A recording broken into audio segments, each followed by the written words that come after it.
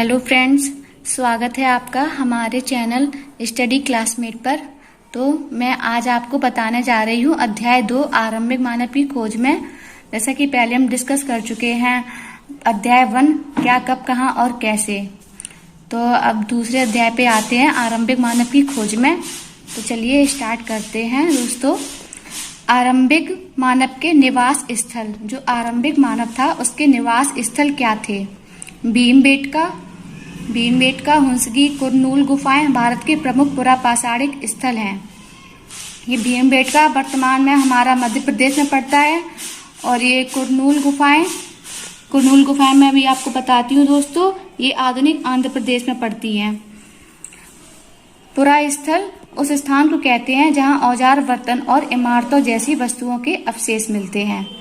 आदि मानव गुफाओं कंदराओं में इसलिए रहते थे ताकि वे धूप, बारिश और हवाओं से बच सकें। अब आते हैं पुरापाषाणिक पुरास्थल, नवपाषाणिक पुरास्थल और महापाषाणिक पुरास्थल। तो चलिए बताते हैं पुरापाषाणिक पुरास्थल। इसमें आते हैं हमारे भीमबेटका, जो कि मैंने आपको पहले बताया आधुनिक मध्य प्रदेश में पड़ती है। हुंसगी और कुरनूल गुफाएं ये हमारे आंध्र प्रदेश में पड़ती हैं।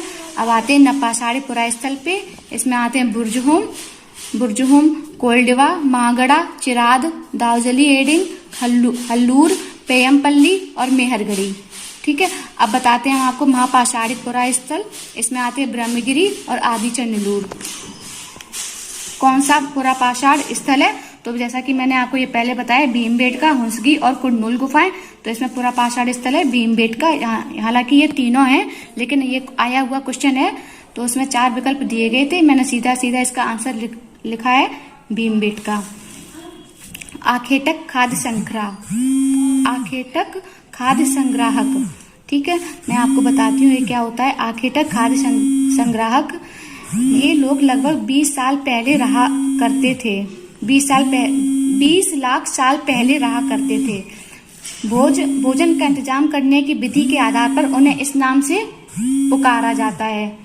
इनको आखेटक खाद्य संग्राहक इसलिए बोलते हैं क्योंकि ये जिस तरीके से अपना भोजन का निर्माण करते थे, अपना पेट पालते थे, उसी के आधार पर इनको आखेटक खाद्य संग्राहक कहा जाता है। ये खाने के लिए जंगली जानवरों का शिकार करते थे, मछलियां और चिड़ियां पकड़ते थे, फल फूल दाने, पौधे, पत्तियां, अंडे इकट्ठा किया करते थे।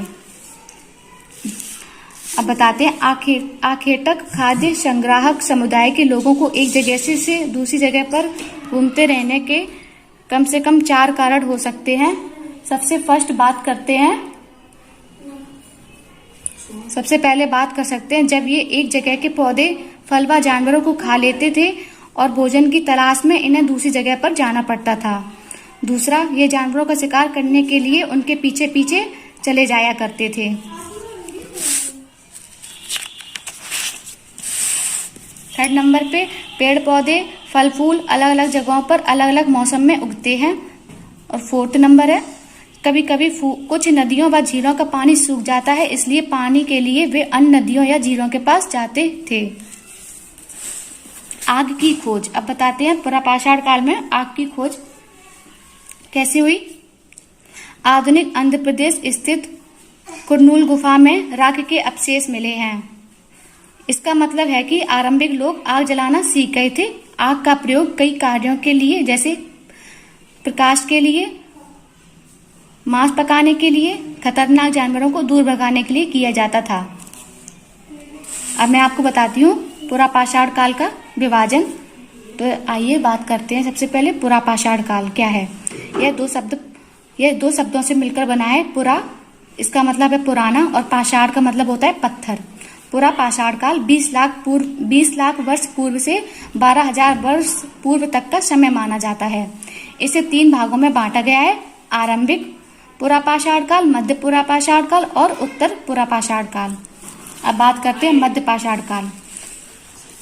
पुरापाषाण काल 20 लाख वर्ष पूर्व से 12,000 वर्ष पूर्व तक का समय है और मध्य पाषाण काल का समय है 12,000 वर्ष पूर्व से लेकर 10,000 पूर्व तक के काल को मध्य पाषाण काल कहा जाता है।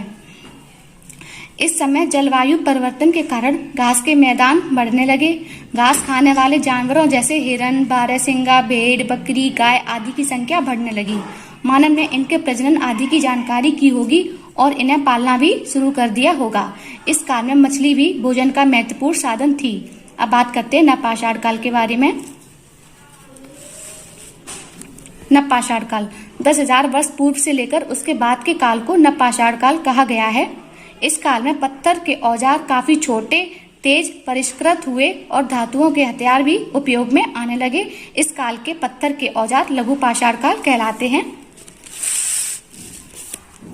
मानव इतिहास में कौन सा काल सबसे लंबा है? मैंने आपको पहले बताया था पुरापाषाण काल के बारे में। पुरापाषाण काल 20 लाख वर्ष पूर्व से 12,000 वर्ष पूर्व तक का समय है। मध्यपाषाण काल 12,000 वर्ष पूर्व से लेकर 10,000 वर्ष पूर्व तक का समय है। और जो नवपाषाण काल मैंने आपको बताया 10,000 पूर्व से लेकर उसके बाद के काल को नवपाषाण काल कहा गया है। तो सबसे बड़ा जो हमारा काल है वो है पुरापाषाण काल 20 लाख वर्ष पूर्व से 20 लाख वर्ष पूर्व से 12,000 वर्ष पूर्व तक। अब बात करते हैं शैल चित्रकला। शैल चित्रकला क्या होता है? जिन गुफाओं में लोग रहते थे उनमें से कुछ की दीवारों पर चित्र मिले हैं। जहाँ पे पहले लोग रहा करते थे वहाँ की जो दीवारें हैं उस पर जो है कुछ आकृतियां या जो चित्र मिले हैं। इनमें कुछ सुंदर उदाहरण मध्य प्रदेश और दक्षिणी उत्तर प्रदेश की गुफाओं में मिले हैं।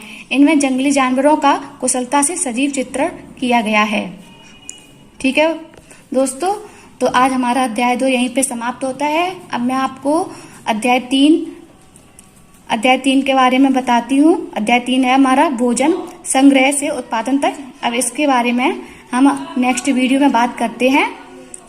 तो ठीक है दोस्तों, फिर मैं आपसे नेक्स्ट वीडियो में मिलती हूँ। और हमारे चैनल को लाइक करें, सब्सक्राइब करें और अपने फ्रेंड्स के साथ शेयर करें और बेल आइकन को प्रेस करें। थैंक्स फॉर वॉचिंग दोस्तों।